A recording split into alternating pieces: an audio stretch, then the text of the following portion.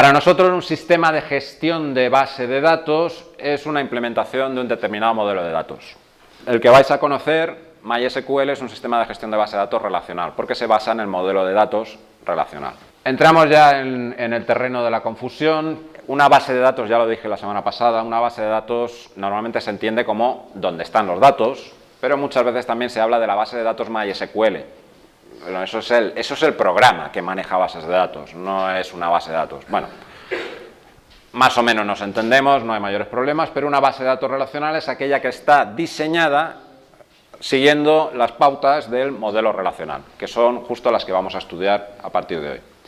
Sistema de gestión de base de datos relacional es aquel que trabaja de acuerdo a las reglas que impone un modelo de datos relacional.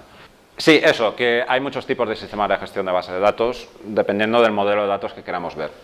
El modelo orientado a objetos, el objeto relacional, esos han tenido cierta penetración, pero suelen convivir con el modelo relacional. Suelen ser capas añadidas o funcionalidades añadidas a los sistemas relacionales.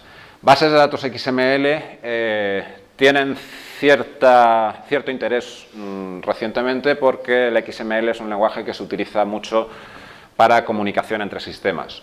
Bases de datos jerárquicas o sistemas de gestión de bases de datos jerárquicos, eso es la antigüedad, eso es del siglo pasado, ¿vale? Es difícil encontrar bases de datos jerárquicas. Cuando nosotros hablamos de modelar, y esto ya lo tenéis que intuir porque creo que lo he repetido varias veces, de lo que se trata es que de un conjunto de datos más o menos homogéneo, y en este caso podemos estar hablando de clientes o de personas, es homogéneo porque son del mismo tipo, es decir, son personas, ¿de acuerdo? Y como tales suelen compartir una serie de atributos.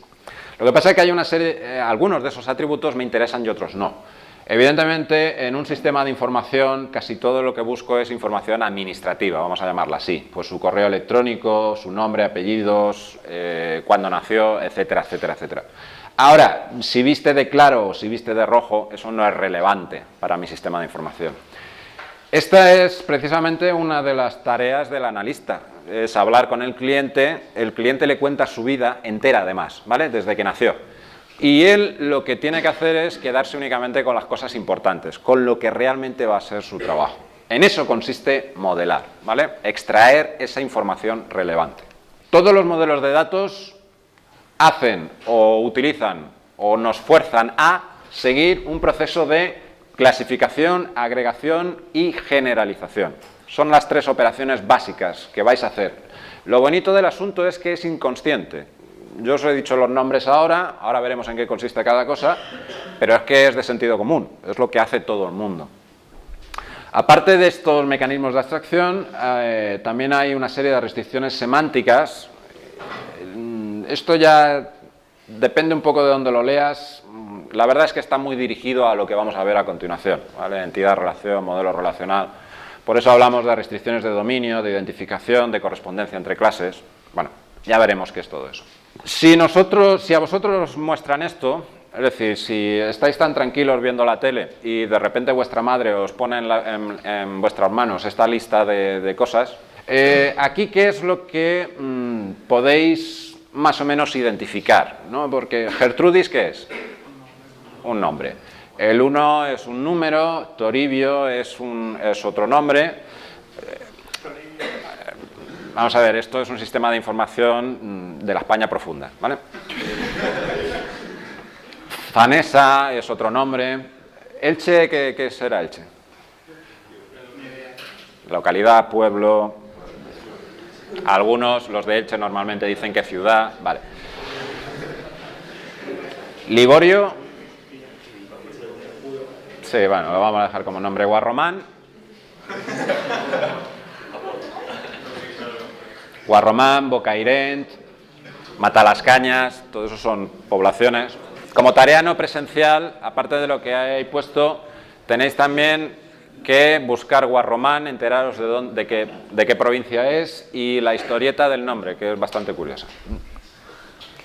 Bueno, al final lo que hacemos es, yo tengo un saco de cosas y lo clasifico. ¿Lo clasifico en qué? Pues en clases, lo clasifico en clases. Es decir, todos estos son pueblos, todos estos son personas, estos son frutas y estos son números, enteros, como lo queramos llamar. Ya digo, es automático, es decir, en cuanto habéis visto la lista, lo primero que habéis pensado es, vale, pues un montón de cosas y habéis empezado a clasificarlas, ¿vale? Inconscientemente. Si empezamos a decir algo así parecido como las personas no pueden quedarse quietas, quieren viajar a lugares exóticos, puntos del mapa que evocan tradiciones ancestrales y arte en el buen comer, así algunos de estos viajes simplemente buscan la compra de frutos prohibidos por la climatología caprichosa del lugar de origen. Vosotros decís...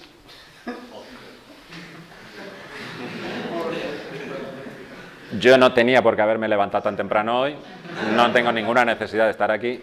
Pero bueno, el chiste está en eso, en que te cuentan una historia y de esa historia lo que tú tienes que extraer son aquellas cosas que son realmente importantes para tu trabajo. Las cosas importantes es que las personas viajan a los pueblos, eso es una relación, eso es una agregación en realidad, porque tengo las clases de antes, ¿vale? Las que había identificado antes, ahora las junto, las combino, las agrego en una clase, vamos a decirlo, de nivel superior, que es la relación, en este caso, lo podemos llamar relación. Bueno, las personas viajan a pueblos, e incluso esto que acabamos de agregar, que acaba de nacer, esto lo acabo de crear en este momento, lo puedo reutilizar en una siguiente agregación, que es viajar a comprar fruta. Y viajar a comprar fruta, pues tiene un atributillo algo especial, que le hemos añadido también, y es que vamos a comprar cierta cantidad de fruta. Más o menos, esto no es ningún lenguaje, ningún esquema, ningún esquema de ningún modelo de datos, simplemente es una representación gráfica de más o menos qué es lo que hemos hecho. Lo que hemos hecho ha sido primero clasificar, porque no teníamos nada con lo que trabajar. Una vez que ya tenemos las primeras clases, entonces empezamos a agregar, las personas viajan a pueblos, y cuando ya tengo cosas, puedo seguir agregando. Se viaja a comprar una cierta cantidad de fruta. Este proceso, que vuelvo a insistir, es inconsciente, esto lo hacemos todos, lo que pasa es que no le hemos puesto nombrecito a los procesos, se puede ver tanto de abajo arriba como de arriba abajo, es decir, podemos empezar pensando en qué es comprar y al final sacar todo lo de debajo, o como lo hemos hecho aquí, que es empezar desde lo más básico, crear las primeras clases, clasificar y a partir de ahí agregar. Cuando hablamos de generalizar, si hablamos de vehículos, como vehículos puede haber todos los que queráis. Estamos hablando de motocicletas, de coches y de tablas de windsurf a motor. No por nada, sino porque a mí me ha apetecido, porque es mi problema. Yo qué sé, tengo una empresa muy rara, ¿vale? Es de alquiler de vehículos y yo alquilo motocicletas, coches y tablas de windsurf a motor. Ya está, es mi negocio. Lo importante de este dibujito es que todos, absolutamente todos los tipos de vehículos tienen matrícula, marca y modelo. Eso es común. Las motos, por ser motos, tienen cosas adicionales, tienen cosas aparte, cosas que no comparten con los demás. Y es la cilindrada y si lleva tubarro o no. Y a los coches les pasa lo mismo. Los coches tienen cosas que son particulares suyas, aparte de lo que ya tienen en común con los demás, y que es la cantidad de puertas. La generalización no es tal si no la acompañamos o si no decimos además sus propiedades. Entonces la generalización puede ser total o parcial y además disjunta o solapada. Hay que dar esos dos parámetros, ¿vale? Se podría dibujar de esta manera. Aquí tenemos la generalización y aquí, en cualquier sitio más o menos útil, ponemos las iniciales de esas propiedades. En este caso sería parcial y disjunta. Bueno, se entiende una generalización total, y hablamos de los vehículos, coches y motos, si todos los vehículos son o coche o moto. Sería parcial si no todos los vehículos son motos o coches. Es decir, yo tengo todo tipo de vehículos, pero solo me interesa destacar las motos y los coches. El resto se queda pues como vehículos generales, vehículos normales, vamos a decirlo así. Sería disjunta si lo que es moto no puede ser coche a la vez. Vale, aquí nos estamos yendo mucho a la vida real, ¿de acuerdo? Lo primero que hemos pensado todos es los coches no son motos.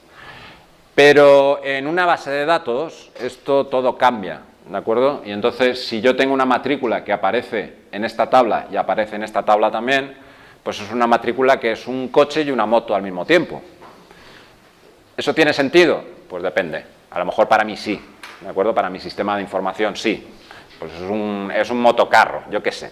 Y no tenía otra forma de decirlo. Pues esa sería una manera. Sería el caso de una generalización solapada. Lo que es moto puede ser al mismo tiempo, simultáneamente puede ser coche. ¿Cuántos modelos de datos, hay? Todos los que queráis. Hay un montonazo. ¿Hay alguno que sea mejor que otro? No. Únicamente depende de para qué lo vayas a utilizar. Modelos de datos, clasificación. Los primitivos, pues ya lo dice su denominación, son los de hace muchísimos años. Cuidado, de hace muchísimos años, pero todavía vigentes, porque estamos hablando de aquello que en realidad pues, no es modelo de datos, es un sistema de ficheros, un sistema de archivos. Aquello que no tiene nada más, que simplemente es un conjunto de archivos.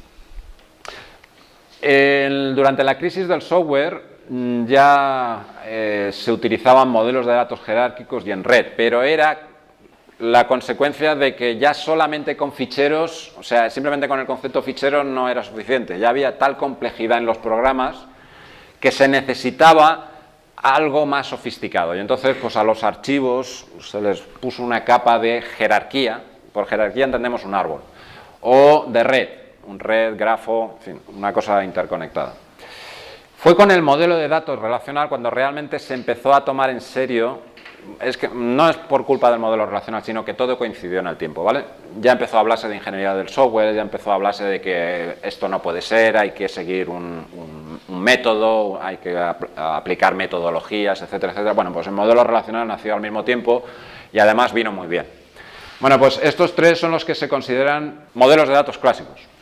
Se les llama modelos de datos. Muchas veces se les llama también de registros, por culpa de estos dos, ¿vale? Pero el modelo relacional en realidad no es de registros. El concepto registro en el modelo relacional es un poco particular. Es un poco peculiar, perdón. Si nos pasamos a cosas un pelín más actuales, entonces ya tenemos que hablar de modelos de datos semánticos. Esto es otra vez algo que es mitad verdad, mitad mentira. Se suele poner como modelos de datos semánticos aquellos que están orientados a objetos o que están basados en la lógica. El entidad-relación está en la frontera, ¿vale? Quería quedarse con los clásicos, pero al final lo han metido en los semánticos. Bueno, ya hablaremos de ello. UML, que esto lo vais a ver a porrillo durante la carrera, pues se suele ver más como un lenguaje de modelado. Pero bueno, lo que decíamos al principio, modelo de datos. Semántico general, orientado a objetos, funcional, en fin, hay todos los modelos de datos semánticos que queráis. Y después están los de propósito particular, que ya son pues aquellos, por ejemplo, de diseño industrial, cómo conseguir una simulación de un avión para saber si se va a estrellar antes de construirlo y meter pasajeros dentro. Todo lo que tiene que ver con localización, cartografía, geolocalización, todo lo que ya conocéis de hipertexto, HTML, XML, pues todo eso se pueden ver como modelos de datos de propósito particular. Terminamos. Cosas que se os tienen que haber quedado en la cabeza. ¿Qué es un modelo de datos? Es una herramienta intelectual de representación. Una herramienta de representación. No es exclusivo de las bases de datos. Lo que pasa es que nosotros vamos a ver el modelo relacional y la entidad-relación. Y han ido evolucionando, ¿de acuerdo? Desde los primitivos, pasando por los clásicos, llegando a los semánticos, todo ha sido, pues, que necesito más. Y como necesito más, pues salen modelos de datos más sofisticados. No lo confundamos con el esquema. El esquema es aquello que nosotros obtenemos aplicando un modelo de datos. Es el resultado de utilizar un modelo de datos. Eso sí que es una representación de un sistema de información. El modelo de datos sirve para representar, es la herramienta para representar y el esquema es la representación.